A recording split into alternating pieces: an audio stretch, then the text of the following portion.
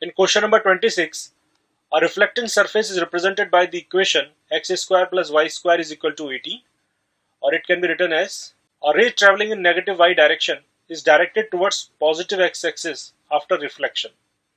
The coordinates of incident point is. So it is given in the question that the equation of the reflecting surface is x square plus y square is equal to 3 root 2 whole square. So the radius of this reflecting surface comes out to be 3 root 2.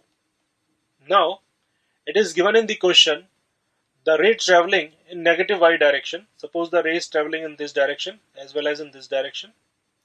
So when it incident on this reflecting surface, then after reflection it will move in this direction if this angle of incidence is 45 degree, and when it incident on this side, then it will move in this direction as it is given in the question along positive x direction. So in that case the deviation is of 90 degree. So this angle of incidence would become equal to 45 degree. So this is the true case which we are seeking, and this is the wrong case.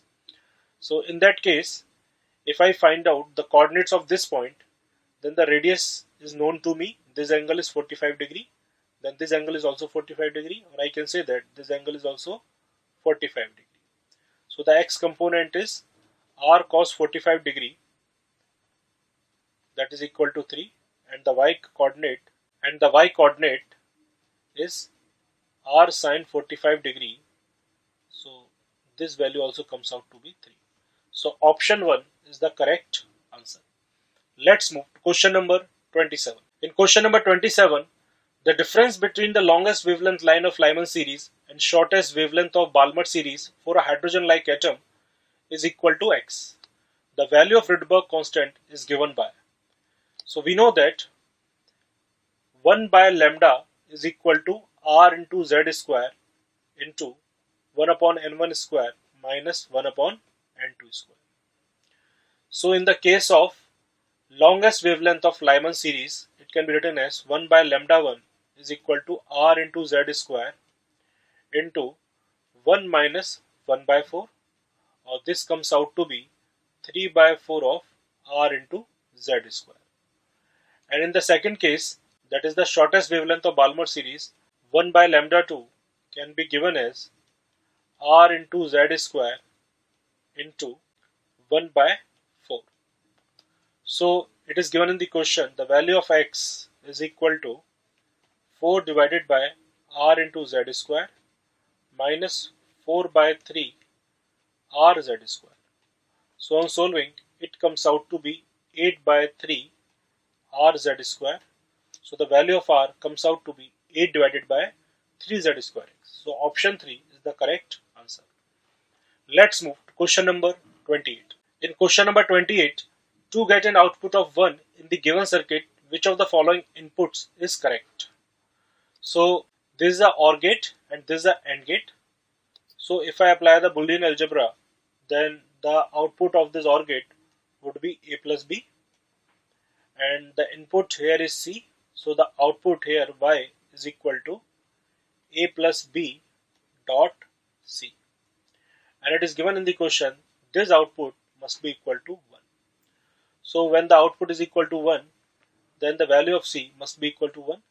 So in order to have this, we can see that option 4 is the correct answer. In question number 29, a transistor is connected in common emitter configuration. The collector supplies 8 volt and voltage drop across a resistor of 100 ohm in the collector circuit is 0.5 volt.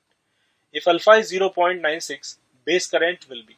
So we know that the base current IB is given by IC divided by beta, and the value of beta is calculated by alpha divided by 1 minus alpha.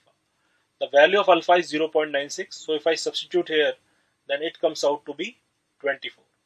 So the value of beta is 24, and if I find out the value of IC, the IC is 0.5 volt, that is the voltage drop, divided by resistance, that is 800 ohm. So it comes out to be 0.625 into 10 raised to the power minus 3 ampere. So if I substitute the value of IC and beta here, then the value of IB comes out to be 26 into 10 raised to the power minus 6 ampere. So option 1 is the correct answer. Let's move to question number 30. In question number 30, a bulb is placed at depth of 2√7 cm in water and floating opaque disc is placed over the bulb so that bulb is not visible from surface. If refractive index of water is 4/3, then the minimum radius of disc will be. So let's analyze the situation. Suppose this is a disc which is floating on the surface of water, and there is a bulb which is at a depth of h is equal to 2√7 centimeter. Suppose here is the bulb, and this bulb is not visible. It means, suppose this is the normal drawn at this point, and this is the surface of water, then this angle is angle of incidence, let it is theta. If this angle of incidence theta is greater than the critical angle, then the bulb will not be visible. So, or I can say that sine theta must be greater than sine of IC, that is the critical angle. And we know that sine IC is equal to 1/r. The value of mu is 4/3. So this comes out to be 3/4. Now if I substitute the value of sine theta, then let this is r. So this would become r, and this is h. So this hypotenuse becomes under root r square plus h square. So we can write r divided by under root of r square plus h square is greater than 3/4. So if I solve this inequality, then r is greater than 3/√7 of h, and if I substitute the value of h, then r is greater than 3/√7 into 2√7 centimeter. So r is greater than 6 centimeter. So the minimum value of radius must be 6 centimeter. So option 2 is the correct answer. So by this, I wish you all the best for your preparation. Have a good luck. Thank you.